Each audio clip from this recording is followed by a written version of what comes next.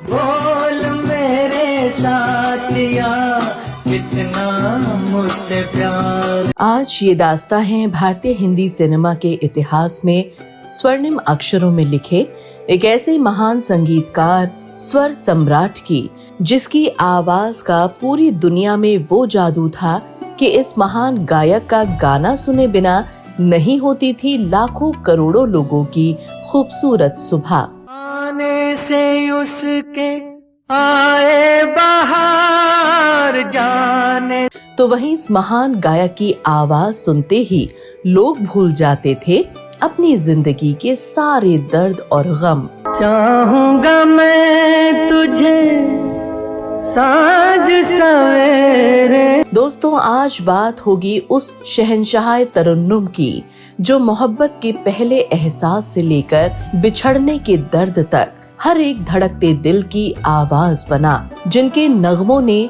रोते को हंसाया और बन गए दर्दे दिल का मरहम।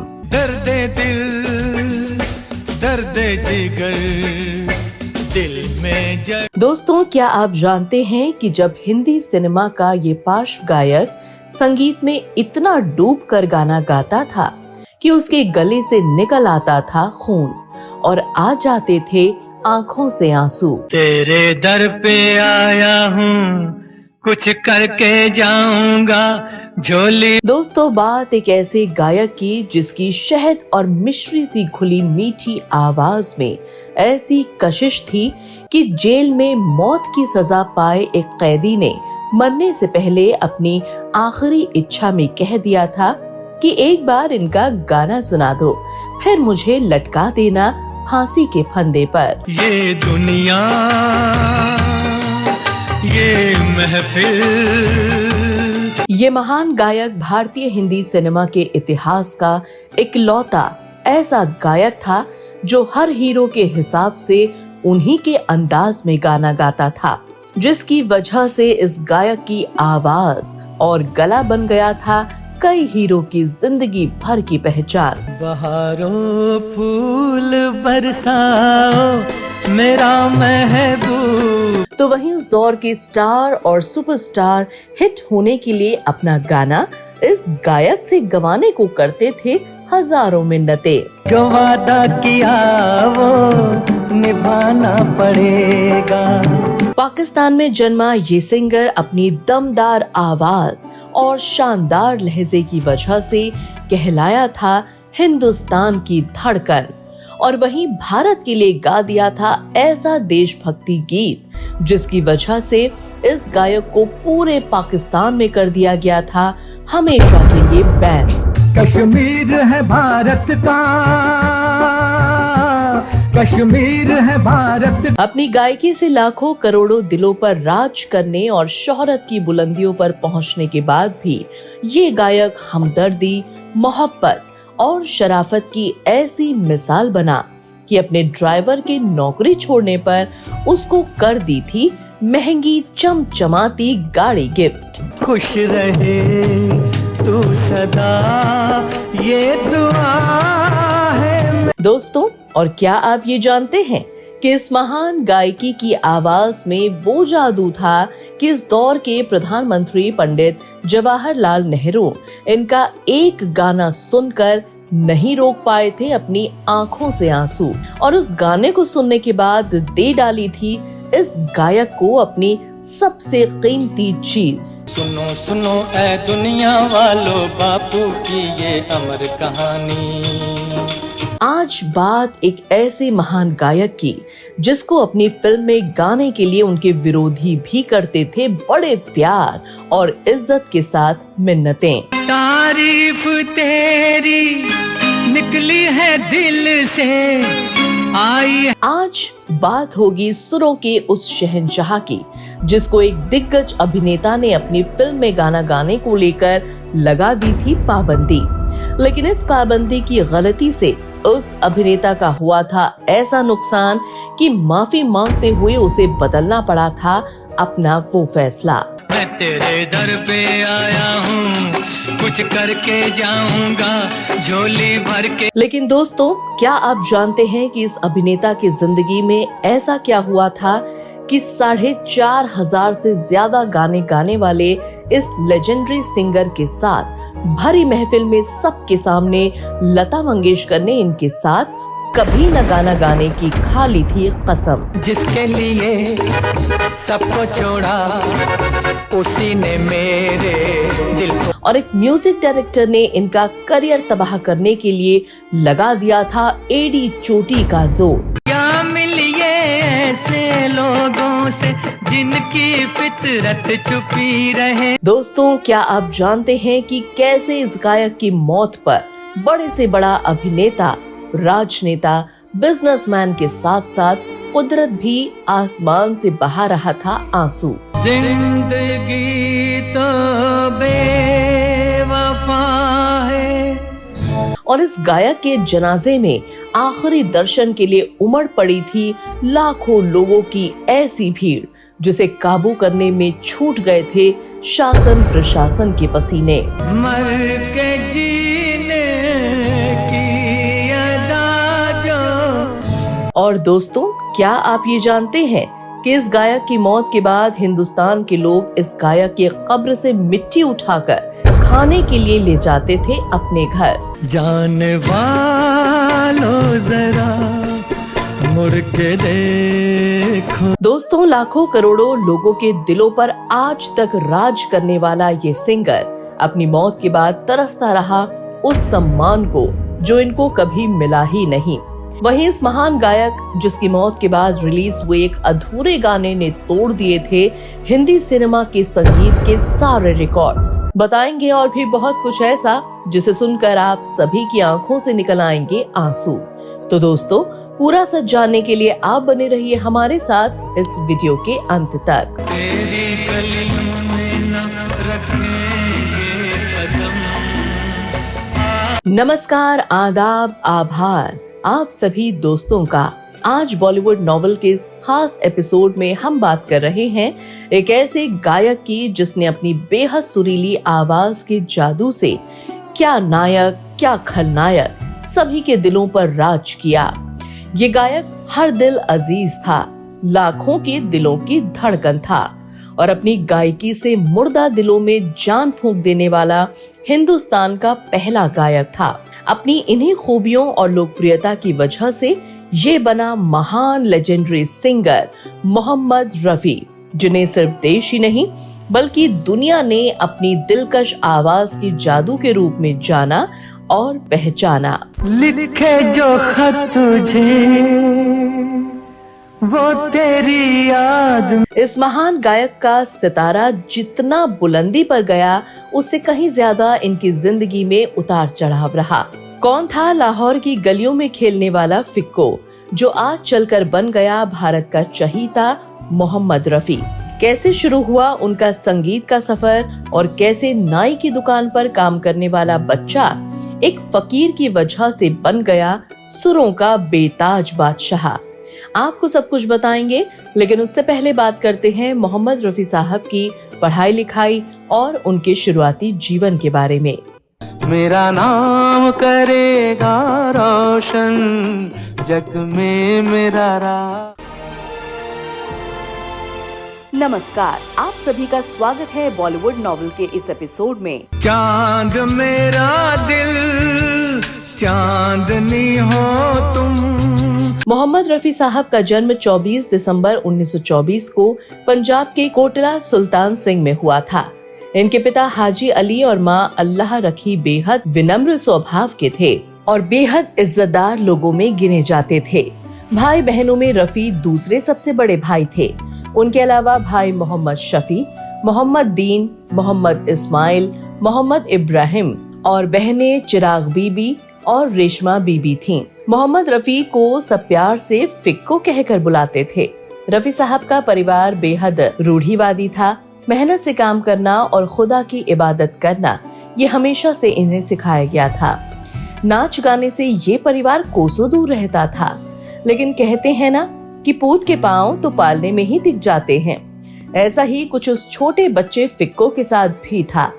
घर पर तमाम पाबंदियों के बाद भी फिक्को यानी मोहम्मद रफी को बचपन से ही गाना सुनकर ऐसा महसूस होता था जैसे ये संगीत उन्हें अपनी ओर आकर्षित कर रहा है।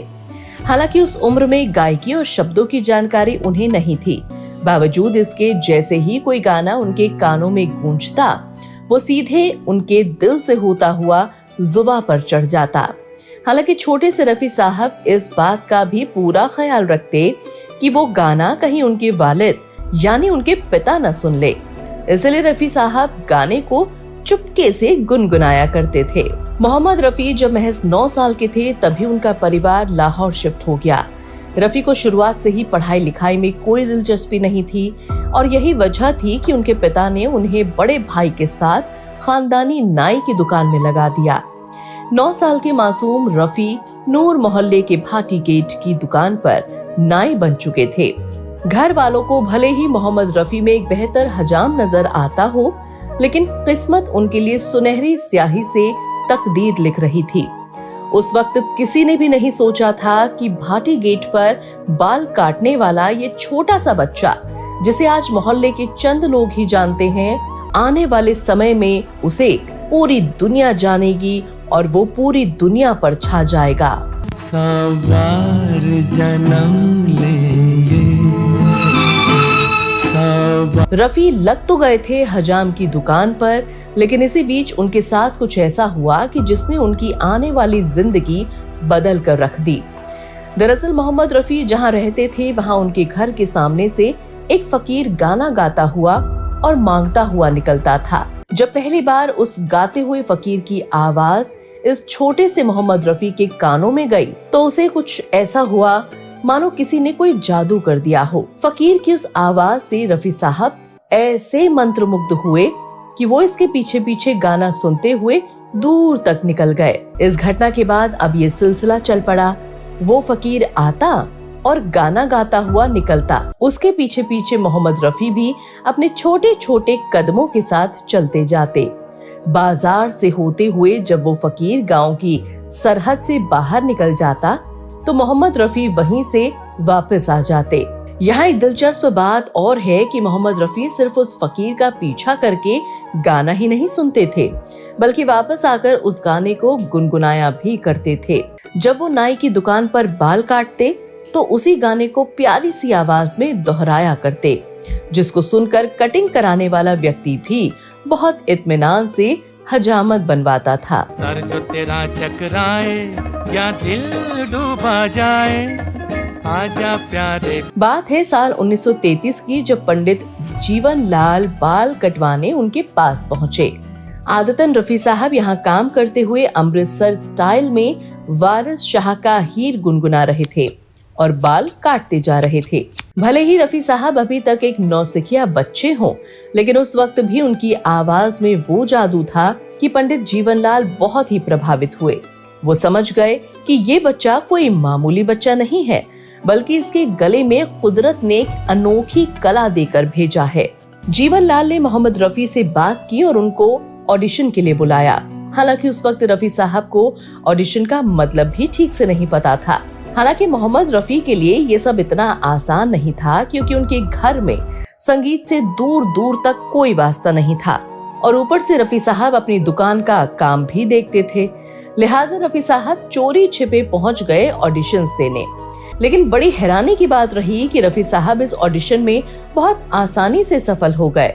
इसके बाद जीवनलाल ने रफी साहब को संगीत की ट्रेनिंग और पंजाबी गीत सिखाने का फैसला किया।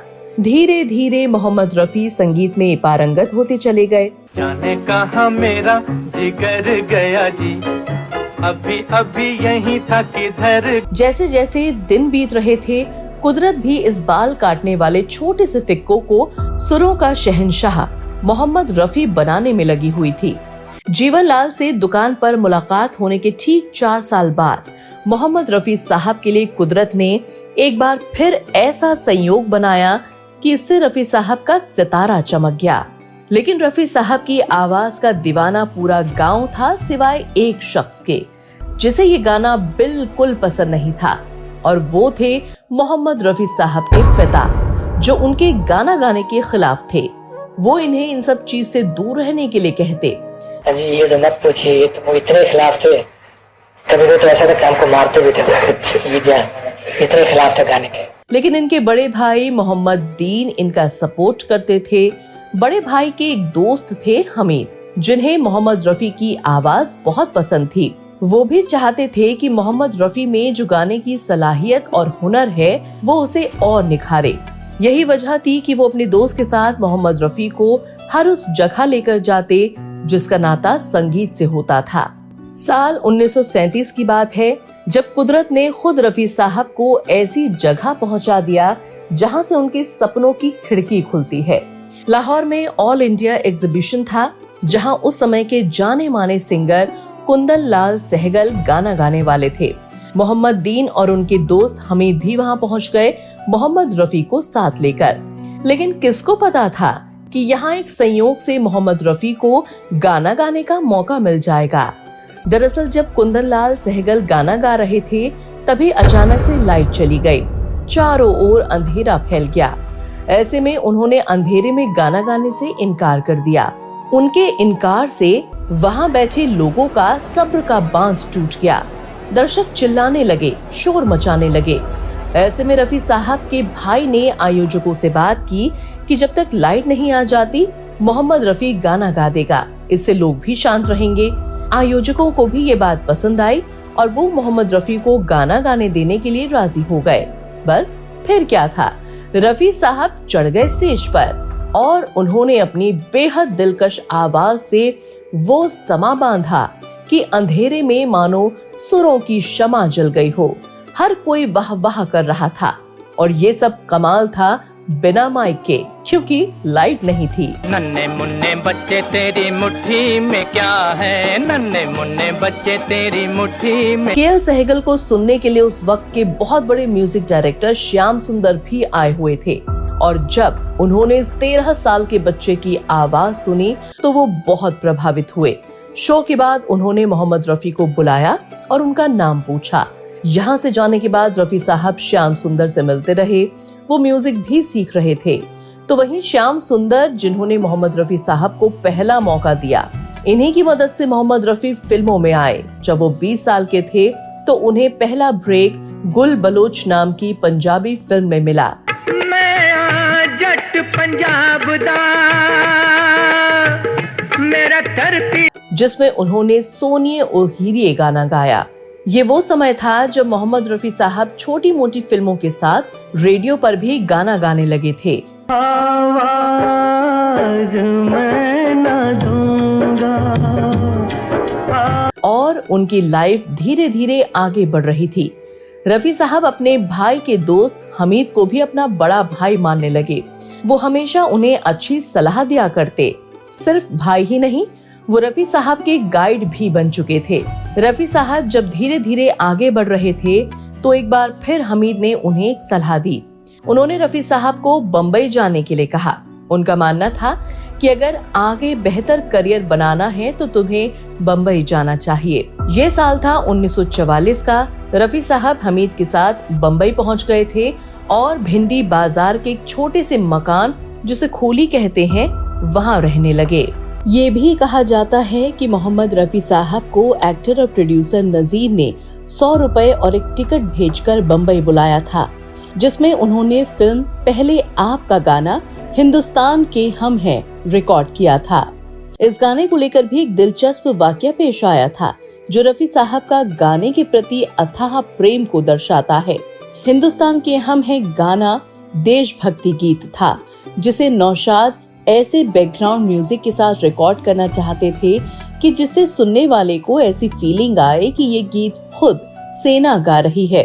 इस गीत में साउंड इफेक्ट देने के लिए सभी सिंगर्स और कोरस गाने वालों को मिलिट्री वालों के जूते पहनाए गए थे। इन जूतों की आवाज से निकले साउंड को बैकग्राउंड म्यूजिक के तौर पर उस गाने में डाला गया था। लेकिन जब रिकॉर्डिंग पूरी हुई तो मोहम्मद रफी के पैरों से खून निकल रहा था।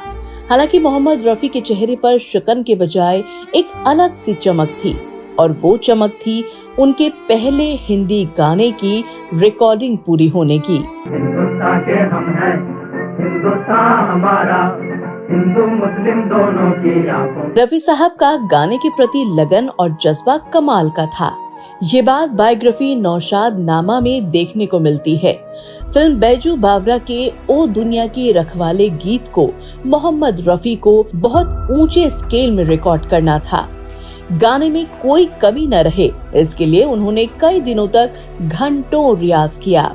लेकिन जब गाने की रिकॉर्डिंग हुई तो कुछ ऐसा हुआ कि जिसने सबको हैरान कर दिया। गाने की फाइनल रिकॉर्डिंग के बाद मोहम्मद रफी साहब के गले से खून निकल आया था और उन्हें इतनी तकलीफ हुई थी कि इसके बाद उन्होंने कई महीनों तक कोई गाना नहीं गाया। ओ दुनिया के रखवाले सुन दे। जिस तरह से रफी साहब ने इस गाने में अपना सारा दम खम लगा दिया, ठीक उसी तरह ये गाना लोगों के दिलों पर ऐसा उतर गया कि लोग इसे मरते दम तक भी याद रखते थे। ऐसा ही एक वाकया तब पेश आया जब फांसी पर चढ़ने जा रहे कैदी ने मरने से पहले मोहम्मद रफी का गाना सुनने की फरमाइश कर दी। संगीतकार नौशाद ने एक कार्यक्रम के दौरान ये खुलासा किया। वो बताते हैं कि उनके निर्देशन में मोहम्मद रफी की आवाज में गाया गया गाना ओ दुनिया के रखवाले को एक कैदी ने फांसी पर चढ़ने से पहले आखिरी ख्वाहिश के रूप में सुनने की इच्छा जाहिर की। जेल अधिकारियों ने भी उसे निराश न करते हुए उस कैदी की ये आखिरी ख्वाहिश पूरी करने के लिए जेल में रिकॉर्डर बजाकर पूरा गाना सुनवाया और उसके बाद उसे फांसी दी। ओ दुनिया के रखवाले सुन दर्द। मोहम्मद रफी और नौशाद की जोड़ी ने कुल 41 फिल्मों में एक साथ काम किया। 70 के दशक में नौशाद ने एक रेडियो इंटरव्यू में कहा था, मैंने बड़े से बड़े गायक को सुरों से हटते हुए देखा है। एक तन्हा मोहम्मद रफी हैं जिनको कभी सुरों से हटते हुए नहीं देखा। रफी साहब के इस दुनिया से रुखसत होने के बाद नौशाद इतना टूट गए थे कि वो कहते थे कि रफी और मैं हमेशा एक हुआ करते थे। उनके जाने के बाद मैं सिर्फ 50% बचा रहा हूँ। मैं अल्लाह से दुआ मांगूंगा कि वो रफी को इस दुनिया में सिर्फ 1 घंटे के लिए दोबारा भेज दे ताकि मैं अपनी बेहतरीन संगीत रचना कर सकूं। याद न जाए बीते दिन। मोहम्मद रफी की जिंदगी अब रफ्तार पकड़ चुकी थी। 1960 में राग हमीर पर आधारित फिल्म कोहिनूर का गीत मधुबन में राधिका नाचे ने मोहम्मद रफी को गायकी की बुलंदियों पर पहुंचा दिया। मधुबन में राधिका नाचे रे। नौशाद के अलावा मोहम्मद रफी, शंकर जयकिशन, एस.डी. बर्मन, ओ.पी. नैयर और मदन मोहन जैसे म्यूजिक डायरेक्टर्स की पहली पसंद बन चुके थे। अनमोल गुड़िया, शहीद, दीदार और कोहिनूर जैसी फिल्मों में बेहतरीन गाने गाते हुए रफी साहब स्टार बन गए थे। तुझे जीवन की डोर से बांध लिया है, बांध लिया है। वो न सिर्फ एक से बढ़कर एक बेहतरीन गाने गाते जा रहे थे, बल्कि सुपरस्टार दिलीप कुमार, राजेंद्र कुमार, धर्मेंद्र, शम्मी कपूर और राजेश खन्ना की आवाज भी बन गए थे। गुलाबी आंखें जो तेरी देखी, शराबी ये दिल, साहिब ने बुलवाया, हाजिर हूँ मैं आया हूँ यारों का। मोहम्मद रफी के गानों में मोहब्बत की सौंधी खुशबू तो बखूबी मिल ही जाती है, लेकिन उनके देशभक्ति से भरे गाने सुनने पर पूरे बदन में एक बिजली सी कौंध जाती है। सरफरोशी की तमन्ना अब हम। और ये देशभक्ति सिर्फ उनके गानों में ही नहीं, बल्कि उनके अंदर भी कूट कूट कर भरी थी। मोहम्मद रफी का बचपन लाहौर में बीता, जो पहले भारत का ही हिस्सा था। इसके बाद वो गाने के सिलसिले में मुंबई आ गए, लेकिन जब देश में पाकिस्तान के रूप में विभाजन हुआ तो उन्होंने अपनी जन्मभूमि के बजाय अपनी कर्म भूमि में रहना पसंद किया। उस समय वो उन लोगों में से एक थे जिन्होंने पाकिस्तान को चुनने के बजाय भारत को अपना घर माना। इतना ही नहीं, उन्होंने अपने परिवार को भी मुंबई बुला लिया था। तू हिंदू बनेगा न मुसलमान बनेगा, इंसान की आल। रफी साहब अपने गानों से किसी की भी बेरौनक जिंदगी में रंग भर सकते थे, लेकिन अफसोस कि उनकी शादीशुदा जिंदगी ब्लैक एंड व्हाइट ही रह गई। मुझे तेरी मोहब्बत का बंटवारे से पहले ही साल 1938 में मोहम्मद रफी की शादी बशीरा बीबी से हुई थी, जिससे उन्हें एक बेटा हुआ। लेकिन जब भारत और पाकिस्तान के बीच दंगों की आग फैली तो उसकी तपिश में मोहम्मद रफी का परिवार भी आया।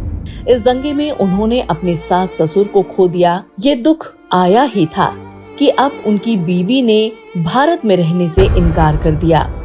लेकिन मोहम्मद रफी साहब को तो भारत में ही रहना था। रफी साहब का फैसला सुनकर उनकी बीवी वापस लाहौर लौट गई और ऐसे में उनका तलाक हो गया, जिसके बाद उन्होंने दूसरी शादी कर ली, जिससे उनके 6 बच्चे हुए। उस समय बंटवारे की आग में सिर्फ मोहम्मद रफी ने ही अपनों को नहीं खोया था, बल्कि पूरा देश ही आग की तपिश में झुलस रहा था। उसी दौरान राष्ट्रपिता महात्मा गांधी की गोली मारकर हत्या कर दी गई, जिससे पूरे देश में गम और गुस्सा देखने को मिल रहा था। ऐसे में राजेंद्र कृष्ण ने एक गीत लिखा, जिसे हुस्न राम भगत राम ने संगीत में ढाला, लेकिन इस गीत को अमर कर दिया मोहम्मद रफी की आवाज ने। ये गाना था बापू की ये अमर कहानी। सुनो सुनो ऐ दुनिया वालों, बापू की ये अमर कहानी। गाना जैसे ही रिलीज हुआ, पूरे देश में इसकी चर्चा होने लगी। महज 1 महीने के अंदर ही इस गाने के 1 मिलियन यानी 10 लाख से ज्यादा रिकॉर्ड्स बिक गए थे। ये वो समय था जब 3 मिनट 20 सेकंड की अधिकतम रिकॉर्डिंग हुआ करती थी, क्योंकि उस समय स्टोरेज की दिक्कत सामने आती थी। ये गाना 12 मिनट लंबा था, इसीलिए इसे 4 पार्ट्स में रिलीज किया गया। इस गाने में मोहम्मद रफी ने वो दर्द डाला कि जिसने भी सुना वो अपने आंसू न रोक पाया। ठीक कुछ ऐसा ही तत्कालीन प्रधानमंत्री पंडित जवाहरलाल नेहरू के साथ भी हुआ। मोहम्मद रफी का बापू पर ये गाना सुनकर उनकी आंखों से आंसू बह निकले। नेहरू ने रफी को खासकर अपने घर बुलाकर ये गाना सुना था। लेकिन बात सिर्फ यही खत्म नहीं होती है। पंडित जवाहरलाल नेहरू मोहम्मद रफी के इस गाने से इतना प्रभावित हुए थे कि उन्होंने 1948 में आजादी की पहली वर्षगांठ पर उन्हें सिल्वर मेडल देकर सम्मानित किया। इतना ही नहीं, देश के पहले गणतंत्र दिवस पर नेहरू ने मोहम्मद रफी को लहराओ तिरंगा गाने के लिए भी बुलाया था। नगर नगर और टकर टकर लहराओ तिरंगा लहराओ। साल 1971 में भी भारत पाकिस्तान युद्ध के दौरान एक ऐसा ही देशभक्ति से लबरेज गाना रिलीज किया गया था। रफी द्वारा गाए गए गीत कश्मीर है भारत का, कश्मीर न देंगे को खूब सराहा गया। लेकिन ये बात पड़ोसी देश पाकिस्तान को नागवार गुजरी और पाकिस्तान ने अपने देश में मोहम्मद रफी को बैन कर दिया और ये बैन कभी नहीं हटा। लेकिन मोहम्मद रफी को प्यार और उनके संगीत से प्यार करने वाले लोग पाकिस्तान में मोहम्मद रफी के संगीत को चोरी छुपे सुना करते थे। जन्नत की है तस्वीर, ये तस्वीर न देंगे, जन्नत की है तस्वीर। रफी साहब की आवाज में वो दीवानगी थी कि जो उन्हें पल भर के लिए सुनता, वो वहीं बैठकर सारे कामकाज छोड़कर बस सुनता ही रह जाता। उनकी मखमली आवाज कब सुनने वाले के कानों से होकर दिल में उतर जाती थी, पता ही नहीं लगता था। उनके इसी गाने के मुरीद थे उनके प्रतिद्वंदी किशोर कुमार। मेरे महबूब कयामत होगी। हालांकि किशोर कुमार और मोहम्मद रफी को एक दूसरे का कड़ा मुकाबला वाला दिखाया जाता है, लेकिन असल में वो एक दूसरे के अच्छे दोस्त थे।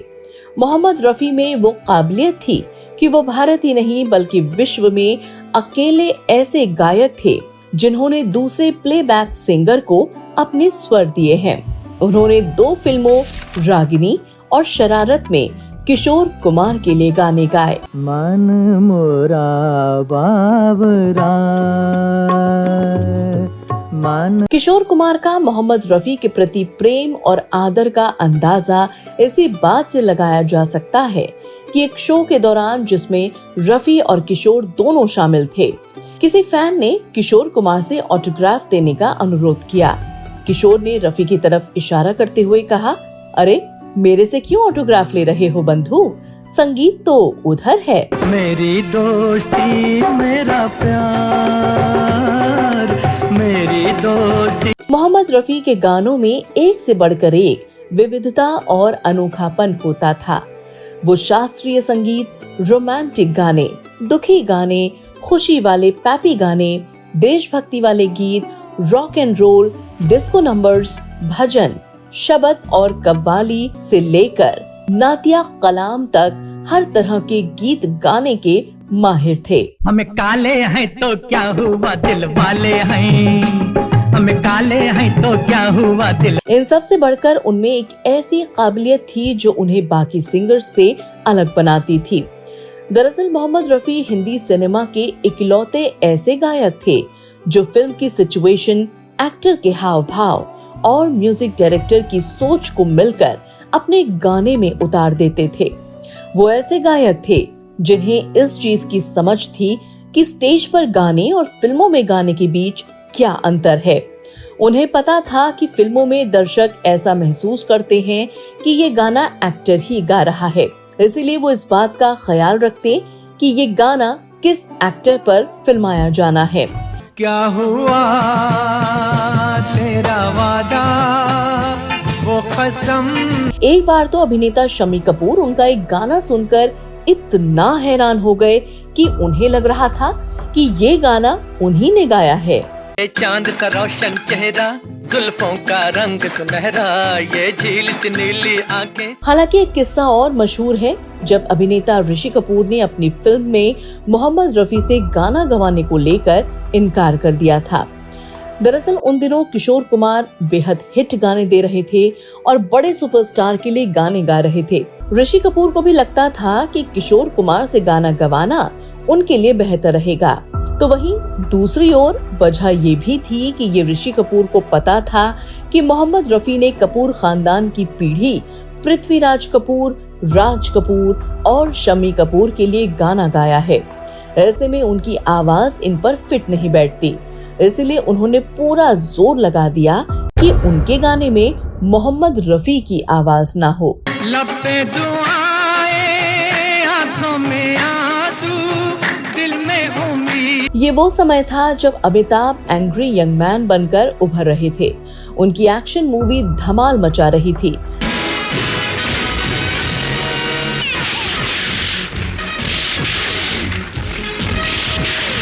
ऐसे में ऋषि कपूर की फिल्म लैला मजनू के सामने बड़ी चुनौती थी, क्योंकि ये एक म्यूजिकल लव स्टोरी थी। इस फिल्म के डायरेक्टर हरनाम सिंह रवेल ने मदन मोहन को म्यूजिक डायरेक्टर के रूप में चुना। मदन मोहन उस समय का वो नाम थे जो फ्लॉप फिल्मों में भी हिट संगीत दे रहे थे। हरनाम सिंह ने जब मदन मोहन को लेने का फैसला किया तो उन्होंने 2 शर्तें रखी। पहली ये कि उनके गाने साहिर लुधियानवी लिखेंगे और दूसरी शर्त ये कि इसे सिर्फ और सिर्फ मोहम्मद रफी गाएंगे।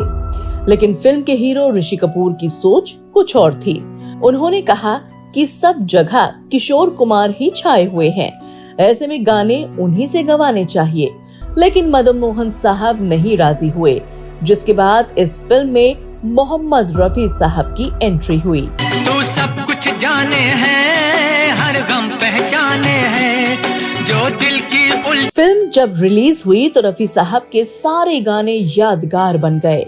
इन गानों ने ऐसा जादू किया कि आगे चलकर मोहम्मद रफी साहब ने ऋषि कपूर के लिए कई गानों में आवाज दी। पर्दा है पर्दा, पर्दा है पर्दा, पर्दे के। इसके बाद ऋषि कपूर मोहम्मद रफी के मुरीद हो गए। रफी साहब के मरने के बाद ऋषि कपूर उन्हें याद करते हुए धन्यवाद देते हैं और कहते हैं कि मैं उनका हमेशा शुक्रगुजार रहूंगा। हम तो चले परदेस, हम परदेसी हो गए। रफी साहब के फिल्मी गानों में भले ही एक से बढ़कर एक विविधता और उतार चढ़ाव हो, लेकिन निजी जिंदगी में वो बेहद नेक दिल, विनम्र, कम बोलने वाले और जमीन से जुड़े हुए व्यक्ति थे। उनकी नेक दिली का सबूत उनके ड्राइवर के एक किस्से से सामने आता है। मोहम्मद रफी साहब लग्जरी गाड़ियों के बेहद शौकीन थे। उन्होंने अमेरिकी कार इम्पाला खरीदी थी। ये राइट हैंड ड्राइव वाली वो कार थी जो भारत में चंद लोगों के पास ही थी। रफी साहब के ड्राइवर को ये कार समझने में बड़ी दिक्कत आ रही थी, जिसके लिए वो नया ड्राइवर ढूंढने लगे। हालांकि इस बीच उन्हें इस बात की भी फिक्र थी कि उनके पुराने ड्राइवर सुल्तान का घर कैसे चलेगा। जब मोहम्मद रफी ने नया ड्राइवर रखा तो अपने पुराने ड्राइवर को 70,000 रुपए की टैक्सी खरीद कर दी ताकि वो अपना घर चला सके। खुश रहे तू सदा, ये दुआ है। रफी साहब की ये दरिया दिली सुल्तान के काफी काम आई। आगे चलकर इस ड्राइवर को उस टैक्सी से इतना फायदा हुआ कि एक समय सुल्तान के पास 12 टैक्सियां मौजूद थीं। रफी साहब में शोहरत का घमंड दूर दूर तक न था। वो राह चलते किसी भूखे को देखते तो घर लाकर खाना खिला देते। कोई नंगे पैर होता तो उसे अपने जूते दे देते थे। ये कुछ ऐसी बातें थीं जो सामने आ सकें।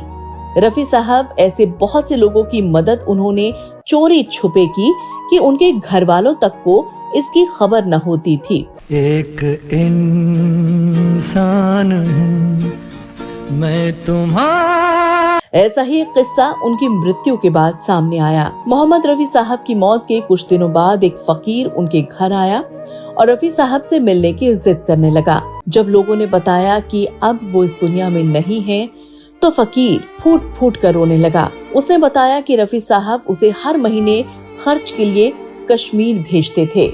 इस बार जब पैसे नहीं आए तो उसे किसी अनहोनी की आशंका सताने लगी, क्योंकि रफी साहब कितने भी व्यस्त क्यों न हो, वो उसे खर्च जरूर भेजते थे।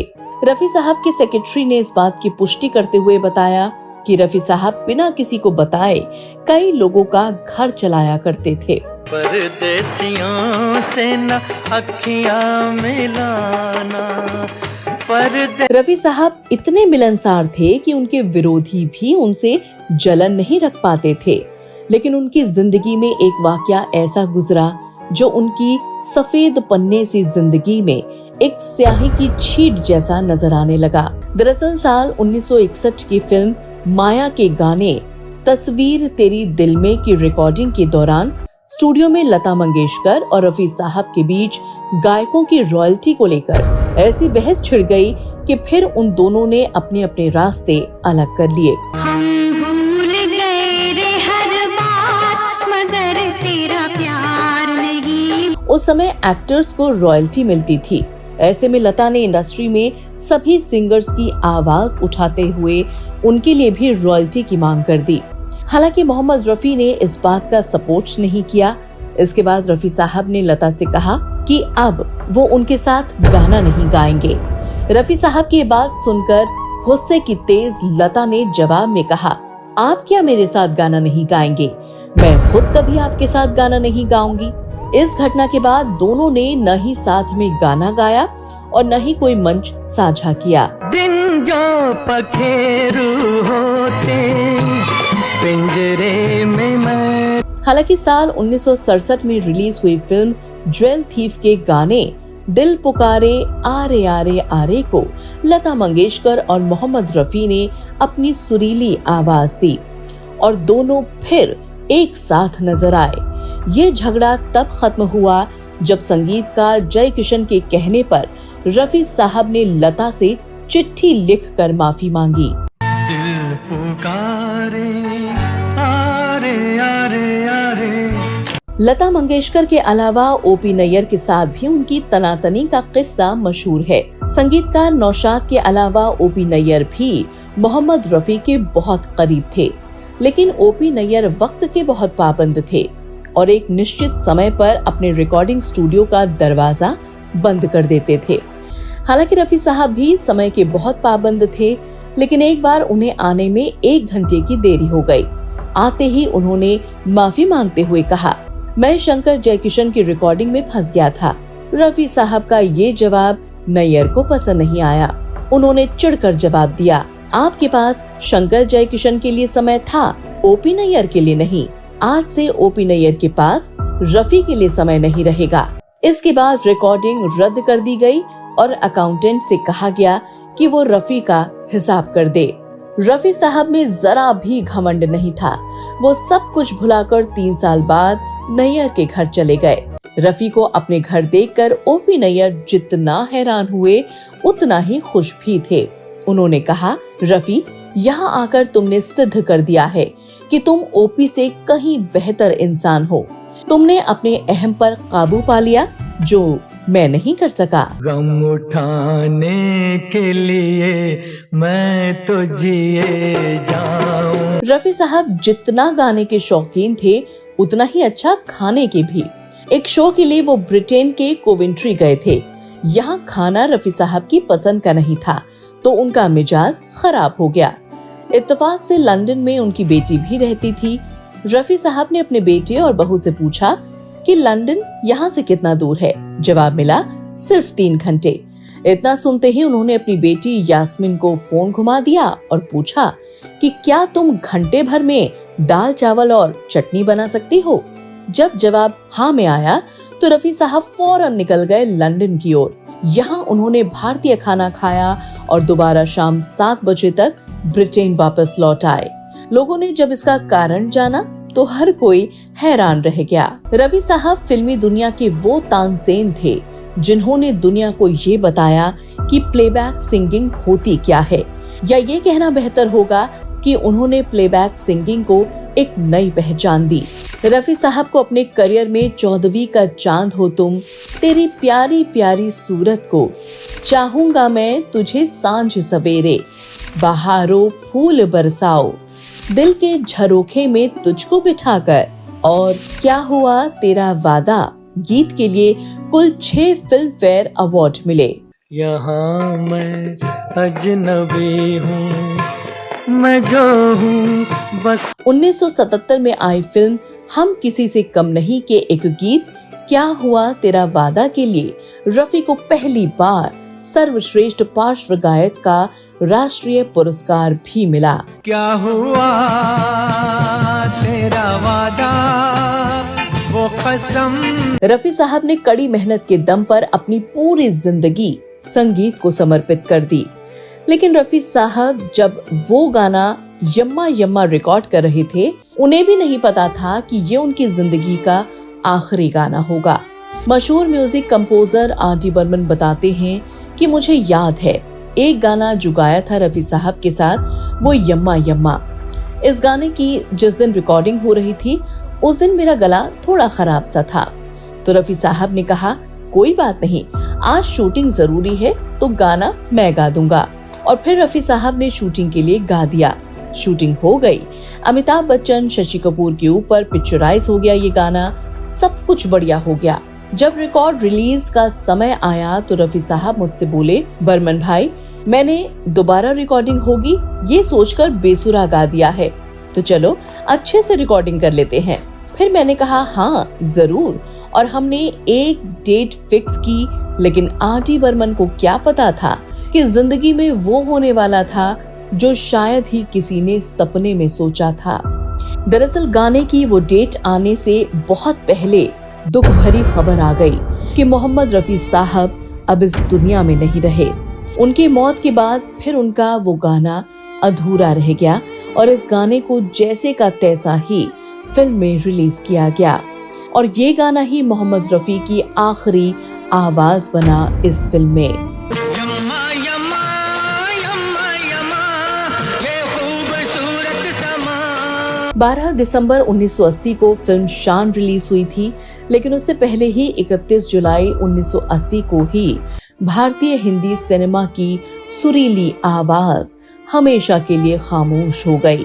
कर चले हम फिदा जानो तन हूँ साथियों, अब तो यूं तो फिल्म शान के लगभग सभी गाने हिट हुए थे, लेकिन यम्मा यम्मा उस दौर की पार्टीज की शान बन गया था और इस गाने ने खूब धूम मचाई।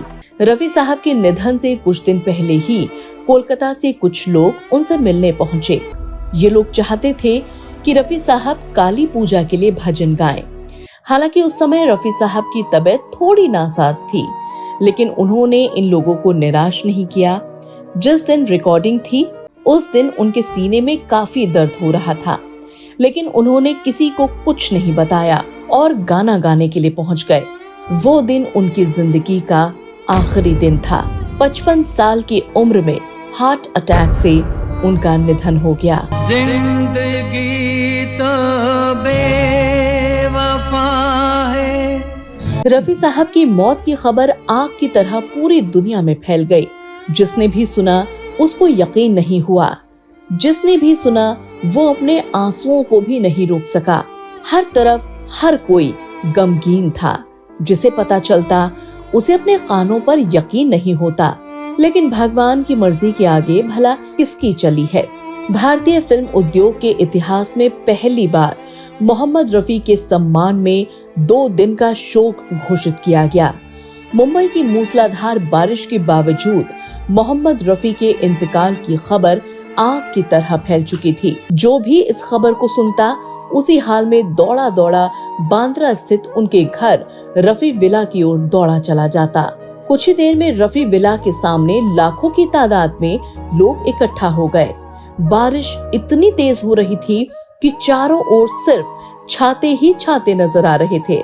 ऐसा लग रहा था कि मानो कुदरत भी आवाज के जादूगर के इस तरह से दुनिया छोड़ने पर गमगीन नजर आ रही है। घर के हॉल जहां रफी साहब का शरीर रखा था वो फिल्मी दुनिया के लोगों से खचाखच भर गया था। घर के बरामदे में रफी साहब को लटाया गया। हमेशा मुस्कुराते रहने वाले रफी साहब का शरीर बेजान होने के बावजूद मुस्कुरा रहा था। किशोर कुमार मोहम्मद रफी के पैरों को पकड़कर जोर जोर से रो रहे थे।